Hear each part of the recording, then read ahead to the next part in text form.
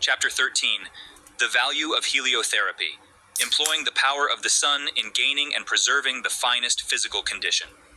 Heliotherapy is the application of sunbathing as a means of restoring health. Its place in the hygienic system is an important one. Orthodox physicians still call those who take sunbaths faddists, but we cannot dismiss the subject so lightly.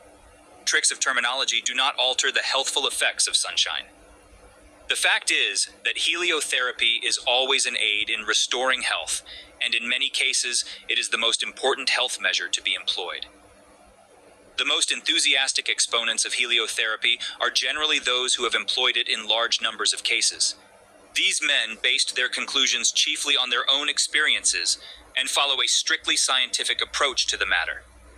Their basic concern is the efficiency of heliotherapy, as determined by its employment in thousands of cases, covering a wide variety of diseased conditions.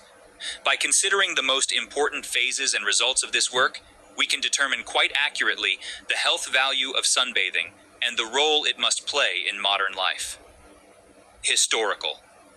The first records of sunbathing come from ancient Greece, Egypt, Rome, Babylon, Assyria, and Persia. The Egyptians, Babylonians, and Assyrians all had their sun gardens, and many of these people gave the sun the dignity of a god. The Greeks had many solariums, which they called helioses, and the greatest of the Greek physicians, Hippocrates, recommended the use of sunbathing and equipped his sanatorium on the Isle of Kos with a large solarium. Herodotus and Philostratus of Greece also extol the great value of sunbathing, and Philostratus claimed that all of the Olympian athletes took sunbaths. The Roman writers, Galen, Cicero, Celus, and Pliny, tell of the use of the Roman solariums. Pliny is well known for his remark, "Sol est remediorum maximum." The sun is the best remedy.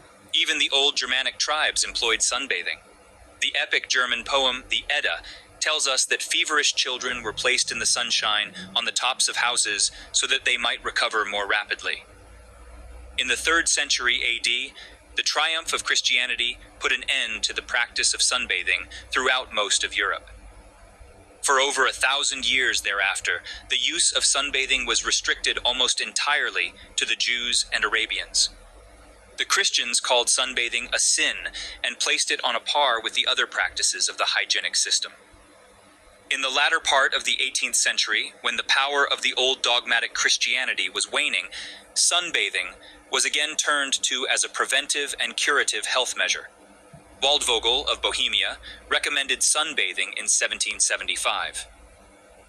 Lepere and Leconte focused sunlight on wounds and tumors in 1776 with excellent results. In 1779, Bertrand published a series of essays concerning the influence of light on living organisms.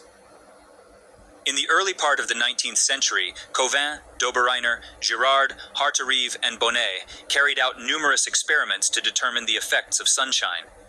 The experiments showed so conclusively that sunbathing is of value in treating disease that these men attempted to build a new system of therapeutics based upon the use of the sunbath.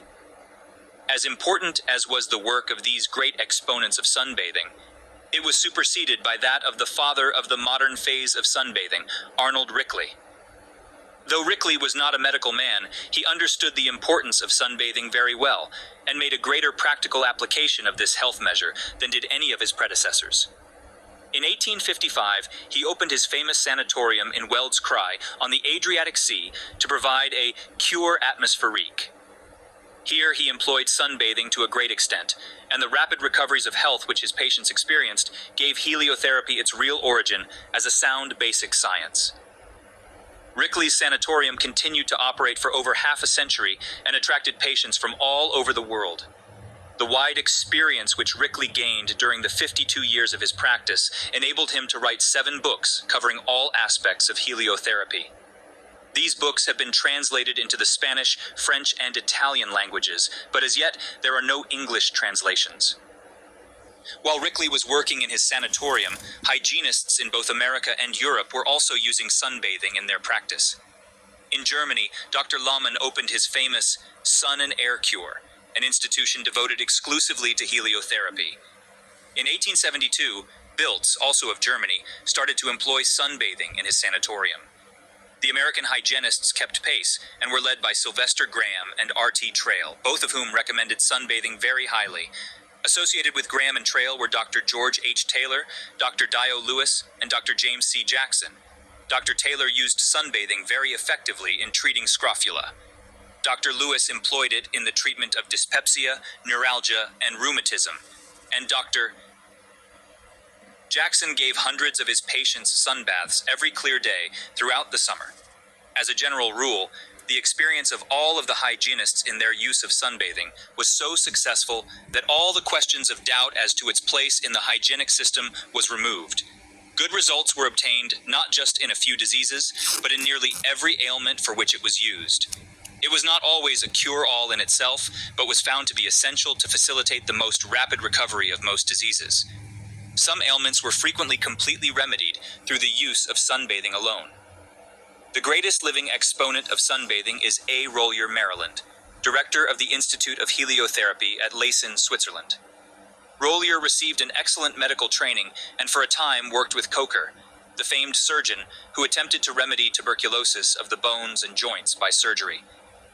This practice was unsuccessful. At least half of the patients who left Kocher had nothing to look forward to but death. Rollier's best friend committed suicide after Kocher had removed his shoulder joint, knee joint, hip joint, finger and foot to stop the tuberculosis from spreading. Finally, Rollier's fiancée developed tuberculosis. Having seen the failure of the great Kocher to remedy this disease, Rollier had nothing to look forward to except the girl's continued suffering ending, perhaps, in death. Disillusioned with everything, Rollier tossed aside a brilliant surgical career, left for the hills of Switzerland, and for a time practiced as a doctor among the country folks of that land. But to his surprise, they didn't need much help, for they were quite healthy and lived to a ripe old age. They were always telling Rollier that, where the sun is, the doctor ain't. Rollier, who became a doctor to tell people how to become well, found himself taking advice from the poorly educated country folk of Switzerland. He passed this advice on to his fiancée, and she followed it.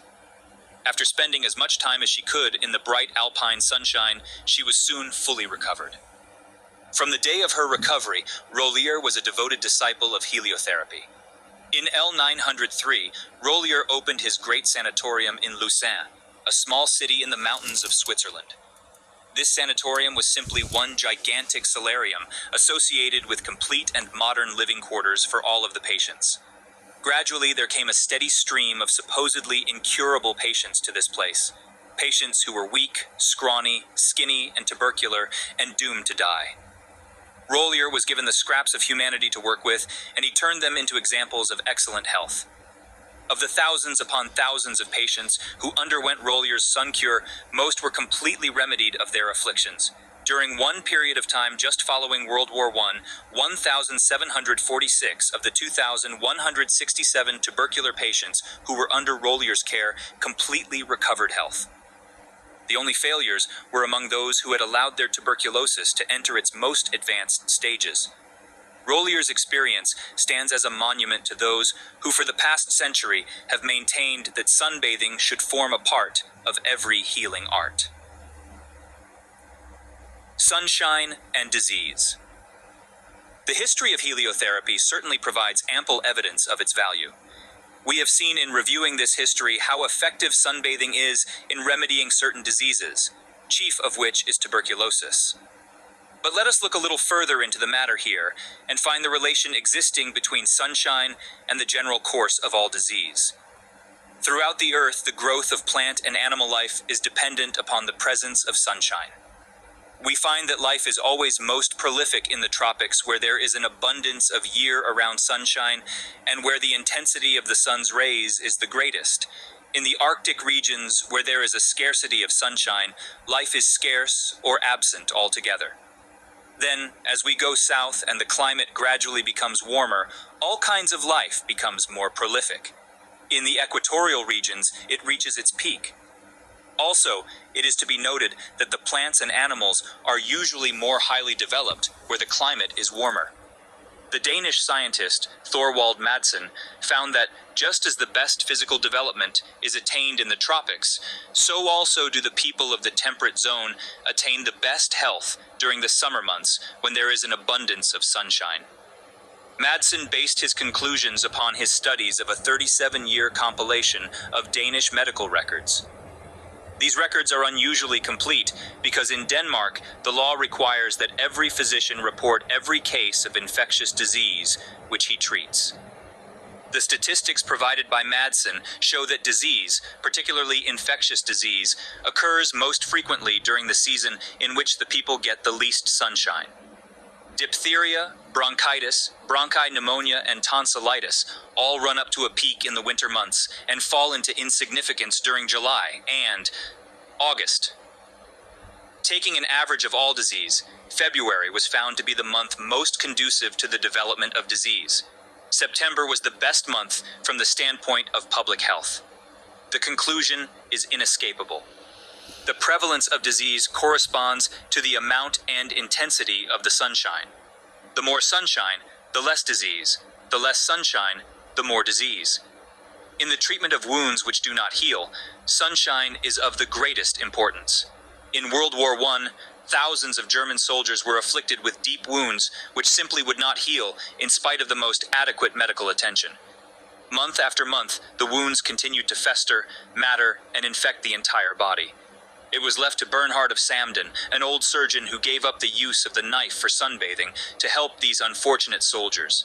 He took the 4th German Army Corps first, and before the war was over, he was sunning the supposedly incurable wounds of nearly the whole German army. His success was little short of phenomenal. The most severe wounds, which had failed to respond to any type of medial antiseptics or disinfectants, rapidly healed under the influence of sunshine. The infection quickly ceased, and the tissues quickly closed and healed, as if by magic. No better demonstration of the superiority of the hygienic care of infected wounds through the use of sunshine could have been given. There is perhaps no disease which can be as easily prevented by sunbathing as rickets. The cause of rickets is lack of vitamin D, and as sunshine is the best source of this vitamin, it is almost a sure preventive of this disease. Among all forms of animal life, we find that sunshine is most conducive to normal bone development. In a series of experiments at Johns Hopkins University, it was found that a good supply of sunshine will prevent rickets in rats, even though the diet is inadequate. The noted nutritional scientist and writer Milo Hastings placed 1,000 baby chicks on a diet which, from a nutritional standpoint, was almost perfect. He kept these chicks in a closed building so that none of them would be exposed to any sunshine. They fared all right for a few weeks, but then the trouble started. They began to prattle and sprawl and developed the most severe cases of bone deformities. Their legs became twisted and bent in the most ridiculous shapes, and 100 of them died.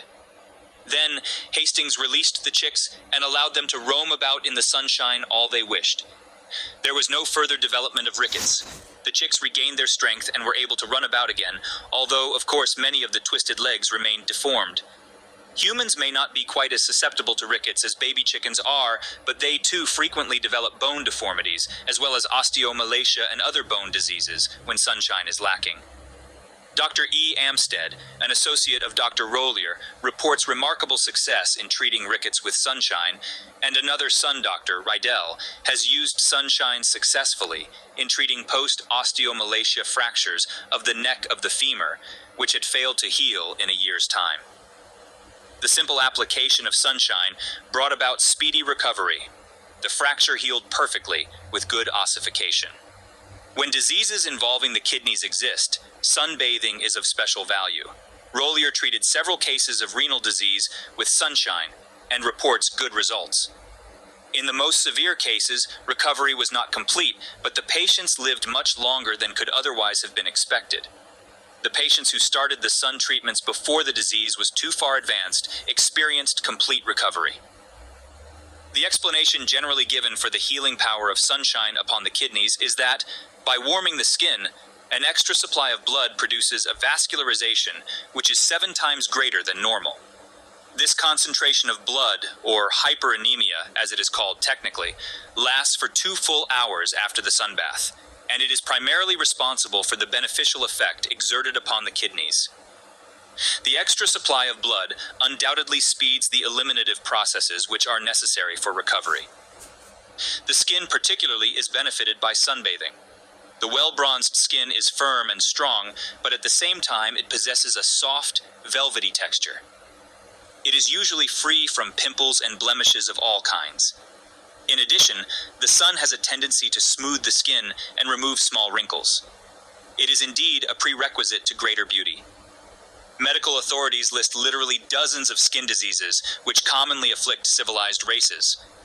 It is well to note that unclad primitive races are usually free from this whole assortment.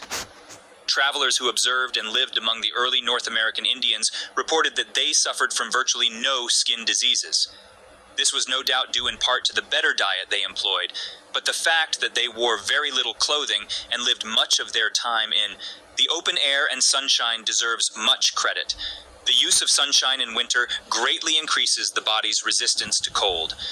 At Rollier's Institute, the patients are given sunbaths in the winter as well as in the summer. This is possible in mountain regions because of the greater brilliance of the sun in higher altitudes. They are even sent out in the snow to play while clad in nothing but a small loincloth. At first, the cold temperatures bother them a little, but eventually the body becomes accustomed to the cold and is thrilled at the contact of the fresh, crisp breezes. The bodies of those who have taken sunbaths until their skin is well pigmented appear to be able to produce more heat than would normally be the case. The skin of Rollier's patients generally feels warm even when it is exposed to cold air. Of course, all this does not mean that we should take sunbaths when the temperature is well below zero or too low to permit any comfort at all. But it does show the value of sunbathing in winter weather as a means of decreasing the body's sensitivity to cold. In addition to regulating itself more effectively to cold weather, the pigmented skin regulates itself more effectively to the warm summer weather. Rollier himself acknowledges this and claims that pigmentation acts not only in protecting the skin against the too violent irritation of the ultraviolet rays, but also in regularizing the thermic contribution of the sun. The pigmented skin radiates heat more rapidly, and hence in hot weather is cooler than the unpigmented skin. Sunshine is valuable as a catalytic agent, which creates certain changes in the chemistry of the blood, thus increasing the body's vital powers.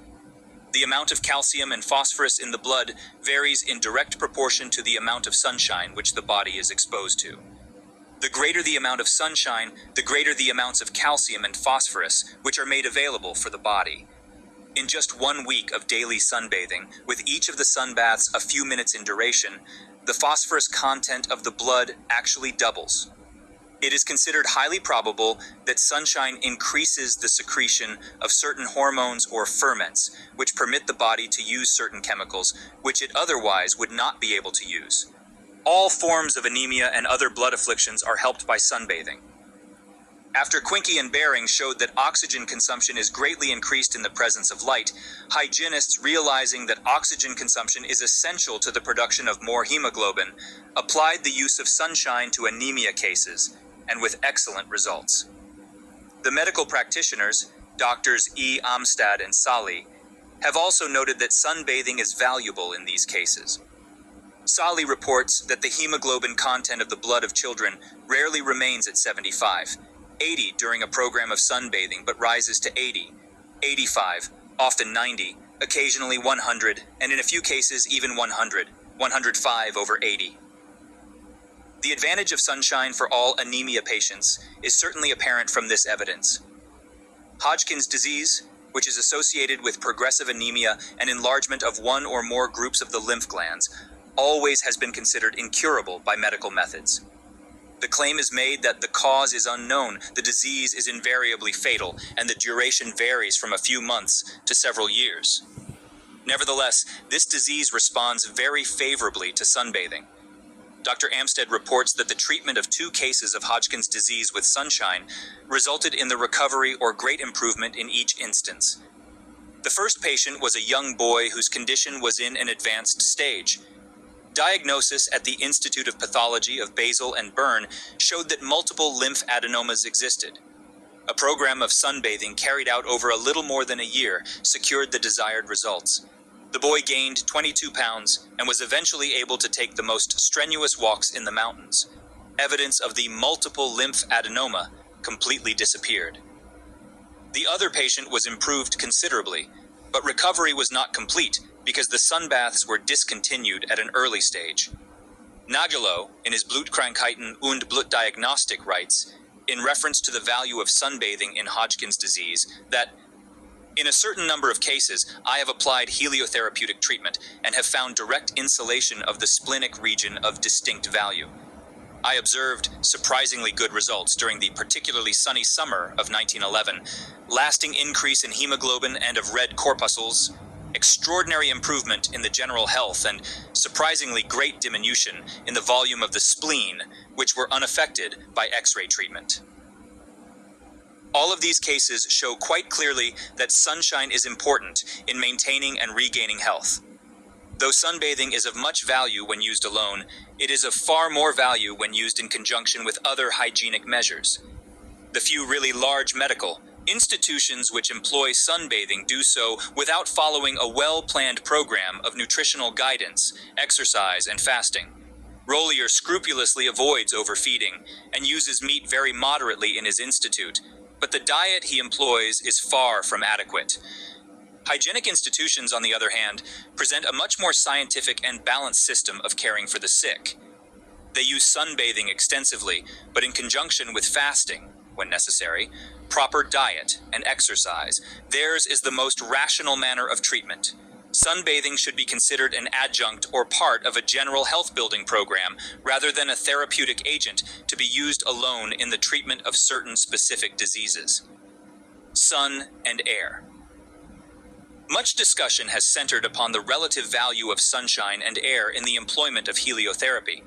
Hippocrates seemed to have placed the greatest importance upon sunshine, but he also recognized the role played by air, as is indicated by his statement, "Running in clothes has the same property, but is heats too much, renders the body too humid, and gives less color because the body is not cleansed by the air that strikes it, but exercises while remaining in the same air." Benjamin Franklin called the air bath a bracing or tonic bath, and according to his letters to Monsieur Dubourg, he employed this bath in his own life almost every morning. Rickley claimed that light takes precedence over every other natural agent and is the greatest essential where organic life exists. But he also understood the importance of air and collectively referred to the combination of sun and air bathing as the atmospheric cure. He declared that the purpose of the air treatment is the strengthening of the skin by restoring its natural functions and vitality and elasticity it has absorbed from its primitive state when directly in contact with the air. Dr. Trail and Sylvester Graham attributed the value of heliotherapy to both the sun and air. The more recent exponents of heliotherapy have furnished more scientific data, though their conclusions are similar to those of their predecessors. Most important has been the discovery that the circulation of air around the nude body may increase metabolism as much as 50% in 10 minutes. Though such a large increase is only temporary, it is nevertheless true that, as was shown by Dr. Leonard Hill, a high cooling power not only increases the heat production of the body during exposure, but raises the basal metabolism to a higher level. The fire of life is made to burn faster. Sir Henry Govan came to a similar conclusion and attributed part of the benefit of sunbathing to the increased metabolism resulting from exposure to air. Halsted places more importance upon the air than the sun in cases of glandular and bone tuberculosis. S. Bangs likewise gives priority to the air bath, whereas Profren Dollinger of Budapest claims that it is impossible to decide which is most important. Generally speaking, however, most authorities place far more value upon the ultraviolet rays of the sun than upon the air. They recognize the fact that the air increases both temporary metabolism and the basal metabolism, and that it permits complete respiration of the skin, thus preventing the continual soaking and resoaking of the skin with perspiration. However, this, they claim, is less important than the chemical changes which occur when the body is exposed to sunshine. Artificial sunlight versus natural sunlight. After natural sunshine was proven to be valuable as a health measure, attempts were made to break up the radiant energy of sunlight into its constituent parts and concentrate these in some form to be used in place of natural sunshine or when natural sunshine was not available. A Danish scientist, Niels Finsen, was the first to work along these lines. He made the first application of artificial sunlight in the electric light works of Copenhagen in 1895. The patient in this case was one of the engineers who was afflicted with the supposedly incurable lupus, skin, tuberculosis. Finsen exposed the afflicted area of the patient's face to the light from the positive carbon of a 25-ampere direct current lamp, and to the surprise of everyone, in eluding perhaps Finsen himself, the tubercular ulcer healed completely after a few months of treatment. This successful experiment of Finsen's gained so much attention that two wealthy manufacturers, Jorgensen and Hagemann, decided to build a large institute in which more experiments could be carried out to determine the therapeutic efficiency of artificial sunshine. Finsen himself was given charge of the real medical and therapeutic work in the institute. An enormous carbon arc lamp operating on a direct current was used to supply the ultraviolet rays, which form the basis of the healing qualities of sunshine. In addition to the carbon arc lamp, Finsen used a quartz lens to concentrate the greatest possible amount of light upon the affected areas of the patient's skin. Lupus tuberculosis was the only disease which was treated in the institute. As for results, well, even the most conservative medical authorities had to commend Finsen on his good work. An average of 41 out of every 100 patients who were treated by Finsen completely recovered. Today, a corresponding rate of recovery in the disease, when treated hygienically, would not be considered so good. But in Finsen's time, when everyone just took it for granted that all forms of lupus tuberculosis were incurable, the use of artificial sunshine as a therapeutic agent was indeed sensational. After Finsen died in 1904, another Danish scientist, Axel Rein, was placed in charge of the institute. At first, he didn't get any better results than did Finsen. But it was then that he decided to do a little experimenting himself. Instead of directing the light rays upon only the tubercular ulcers of the patients, Rein directed the rays over their whole body. He gave them general sun baths instead of just bathing the diseased portions of the body. The results obtained by Rein in giving these treatments were much better than those of Finsen. In fact, the majority of patients whom Finsen could not help recovered when the entire body was provided with the benefit of the light. Ove Strandberg followed Rein as the chief exponent of artificial sunbathing. But Strandberg went further than did Rein. He used the sun lamp not only in cases of lupus tuberculosis, but also in the more deep-seated and severe forms, such as those which afflict the throat and lungs. And indeed, Strandberg was highly successful. While working on the staff of a large sanatorium which specialized in treating lung and throat tuberculosis, he showed that these diseases generally respond favorably to artificial sunshine. Of the 65 victims of throat tuberculosis whom Strandberg treated with rest, improved diet, and the carbon arc sun lamp, only 4 died, 3 recovered partially, and the other 58 completely recovered. These facts show quite clearly that artificial sunlight has definite value, but they do not indicate that it is either equal or superior to natural sunlight. Whereas the natural sunshine is of proven value, the use of the carbon arc lamp has been more restricted. We know that it is of great value, H. tuberculosis, loss of hair, and rickets, but our knowledge doesn't go much further than that. Both plants and animals can live under the influence of artificial sunlight alone, but they do not live well. The plants occasionally grow more rapidly under the sun lamp, but they lack the rugged constitution and good structural development of other plants. Animal life invariably thrives better when given natural sunshine. The sun lamp, at best, appears to be a relatively poor substitute for natural sunshine. As a general rule, artificial sunlight fails to induce any appreciable pigmentation of the skin in spite of the most extensive and prolonged use. It produces sunburn all right, but the reddish tinge does not turn into a deep tan color, as is the case when the body is exposed to natural sunshine.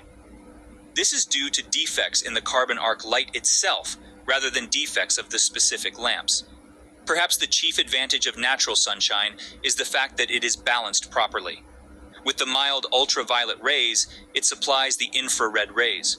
The carbon arc light contains only the short ultraviolet rays, which are highly irritating, and it is totally lacking in the infrared rays. The shortest ultraviolet rays of the sun are 2,900 AU. Those of the quartz lamp are 1,500 to 1,800 AU. Fortunately for us, the short, irritating rays of natural sunshine are filtered out by the atmosphere. Hence, real sunshine is not destructive to animal tissue, and it is not irritating unless the period of exposure is too long before pigmentation has developed.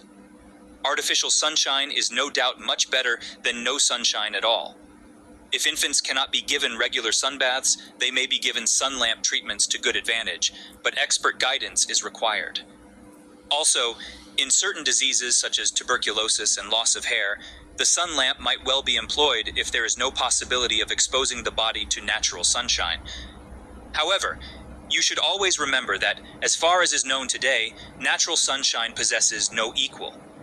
It is to be used in preference to the imitations of sunlight, which science has developed, for these are inferior in certain respects. Use them if need be, but do not feel that they completely replace natural sunshine. Taking the sun bath. Heliotherapy is not a toy to be played with by the inexperienced and the uninformed. It is not so complicated that it requires supervision, but it most certainly should not be employed by the layman before he acquires a thorough knowledge of the technique of heliotherapy. Too many people have been unnecessarily harmed by indiscriminate sunbathing. Severe sunburn is the common aftermath of a misuse of sunlight. You can take sunbaths every day with complete safety if you obey a few simple rules. The first and most important of these calls for the principle of progression until the skin is well pigmented. This principle is the formation of all sunbathing technique. In all hygienic institutions, the sunbaths are started very gradually. Rollier gives his patients a few weeks to get used to the fresh outdoor air of the alpine regions before he permits the first sunbaths. Then, on the first day, only the feet and head are exposed. The lower part of the legs is exposed on the second day. The thighs are exposed on the third day, the abdomen is uncovered on the fourth day, and on the fifth day, the entire body is exposed to the sun's rays. The first day's exposure of each of the respective body parts is increased 5 minutes until the body is well tanned. For patients who are suffering from tuberculosis, often in its advanced stage, this procedure may be desirable, but for the average person, it involves a certain amount of unnecessary caution. The best plan is to start with a 5-minute exposure of the entire body and increase the duration of this by 5 minutes on each day. This will enable you to take sunbaths of an hour's duration within just a few weeks. If you have blonde or red hair, a fair complexion and blue eyes, a 5-minute increase in the time of each sunbath may be too much for you, and if you are a brunette, you probably will be able to progress more rapidly. The daily 5-minute progression plan is given as an average for all types of people. You may deviate from it slightly, depending on the characters of your complexion. The important thing is to progress just fast enough to prevent all sunburn and permit the most rapid pigmentation of the skin. Once your skin is well pigmented, you may forget the progression plan. Then you will be able to spend hours in the sun each day without the danger of sunburn. Many have claimed that certain climates are favored for the successful employment of heliotherapy. The tropics and the region of the Alps in Switzerland are said to be the finest for those who wish to gain the greatest benefit from the sun. It is true that certain climates provide more sunshine than do others. The tropical regions offer the opportunity for complete year-round sunbathing. There are more ultraviolet rays in the sunshine of the mountain regions, and in the higher altitudes above the clouds, there are naturally more sunny days. But this does not mean that everyone must go to the tropics or to the mountains to make an excellent application of heliotherapy. Throughout the temperate zone, whether on the seashore, in the valleys, or on the plains, there are several months each year when the temperature is high enough to permit sunbaths. Even during the warmer days of the spring and fall, sunbathing can be practical. Furthermore, it is possible to build solariums with a special type of glass which permits the entry of the sun's ultraviolet rays. Solariums of this kind make sunbathing possible even in the cold winter of Alaska and Canada. If you wish to make a private solarium for winter use, the necessary glass can be obtained from any good dealer of general building supplies. Of course, indoor sunbathing during the winter may not be the equal of outdoor sunbaths of the summer. Much of the fresh air is lacking, and though the special glass permits the entry of the ultraviolet rays, it may filter out some of the other healing rays of sunshine. Be this as it may, in the winter, the use of the glass solarium is better than no sunbathing at all. The solarium is also superior to the sun lamps, which are frequently employed when the temperature does not permit outdoor sunbathing. A good deal of unnecessary bother is made about taking sunbaths before, during, or immediately after meals. There are those who recommend waiting at least 3 hours after a meal before taking a sunbath. The sun is said to draw the blood to the surface of the skin when a certain amount of extra blood should be directed to the digestive organs to enable them to care for the food in an efficient manner. It is quite true that an extra supply of blood is needed by the digestive organs after a heavy meal, but the sunbath does not interfere to any appreciable extent with this flow of blood. Thousands of people have taken sunbaths before, during, and immediately after meals, and there are no authentic records of anyone suffering therefrom. Not even the slightest traces of digestive discomfort are seen when sunbaths are taken after meals. So don't concern yourself about the relation of meals to the time you should take your sunbaths. You may even make your mealtime your sunbathing time if you wish. And then there comes the question of the relation of the hair to the sunbath. About 50% of all sunbathers cover their hair with a towel to protect it from the sun. However, not one of them can give a good reason for doing this. Many probably cover their hair because doing so just seems to be the custom among sunbathers. Others cover it because they have heard the rumor or superstition that the sunshine harms the hair. In reality, the sun is beneficial to both the hair and scalp. Quite apart from causing baldness, sunshine helps to prevent this disease, and in some cases, it even increases the growth of hair. Another fad which seems to be very common among sunbathers is the use of various forms of oil which are rubbed over the skin. Olive oil and special commercial anti-sunburn oils are the most frequently used.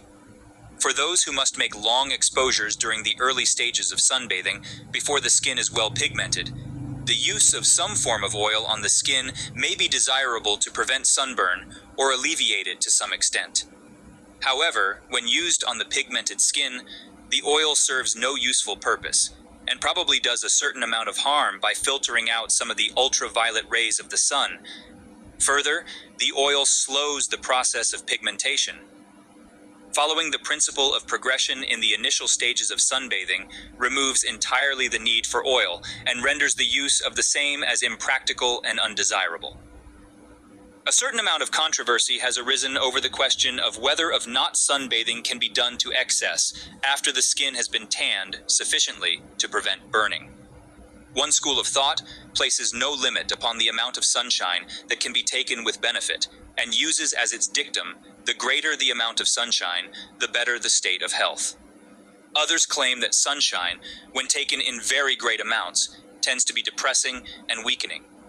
Anyone who has lain hour after hour under the intense rays of the midday sun will testify that sunshine can be depressing as well as stimulating. Too much sun does sap the energy and temporarily weakens the body. Anything can be taken to excess, and sunshine is no exception. Just as fasting, natural foods, and exercise must be taken within certain limits, so the use of sunshine must also be limited. The best guide to use in taking sunbaths is the state of your energy reserve. All of the sunshine you can absorb up to the point of noticeable weakness is good. When you begin to feel a definite lack of energy, that is the time to stop. To lie in the sun until you are all worn out may not harm you permanently, but it is all very unnecessary. Sunbathing, when carried out within the limits of the body's energy reserve, is a pleasure. When it is overdone, it is the cause of a state of uncomfortable temporary weakness. Comfort alone should call for moderation. In the cooler hours of the morning and late afternoon, sunbathing can hardly be taken to excess, but under the intensive heat of midday, greater care must be observed. The best advice is to follow the example set by most undomesticated animals. who remain in the shade when the sun reaches its greatest intensity, but bask hour after hour in the sunshine of the early morning and late afternoon. Rollier also recommends taking sun baths during the cooler hours of the day. During the summer months, he restricts sunbathing to the hours between 6 a.m. and 9 a.m. Rollier seems to have gone a bit too far in his preference for the early morning sunshine. Nevertheless, this is better than going to the opposite extreme and restricting all sunbathing to the middle of the day. You can get your sunshine whenever you please, but always give preference to early morning and late afternoon. Then, when you do go out at other periods, practice moderation and finish the sunbath before the heat becomes too depressing. Years ago, it was often quite a problem to find a good place in which to take a sunbath. Beaches and secluded country areas were available, but that was about all. However, with the gradual decline of prudery and the greater importance attached to sunbathing in recent years, new facilities for sunbathing have become available. The YMCA and other athletic clubs of many cities have turned their roofs into solariums.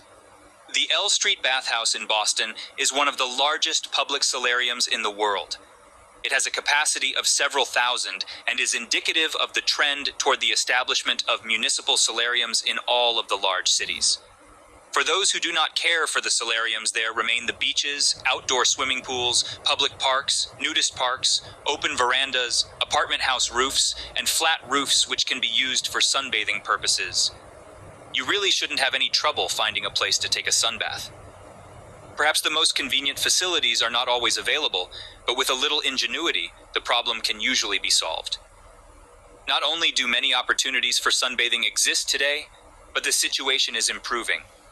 The day will no doubt come when every city will have its solarium.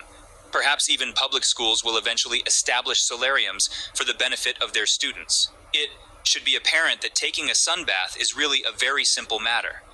It doesn't call for any special climates, supervision, or rituals.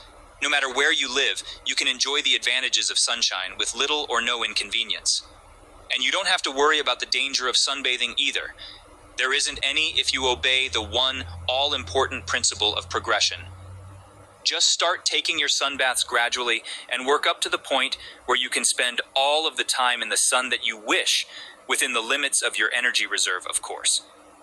This is a fundamental thing to remember. By progressing gradually, you will gain the fullest advantages of sunbathing, and at the same time eliminate the possibility of sunburn, with its attendant danger and discomfort. Sunbathing should hold an important place in your program of hygienic living. It is not as valuable as the fruitarian diet as a means of maintaining health, and it most certainly is not equal to fasting as a means of regaining health. However, it is a good adjunct to these other hygienic measures. It is one of the big four agents of the hygienic system. For the finest state of health, you should make the fullest application of it. A much higher level of health than would otherwise be the case will be your reward.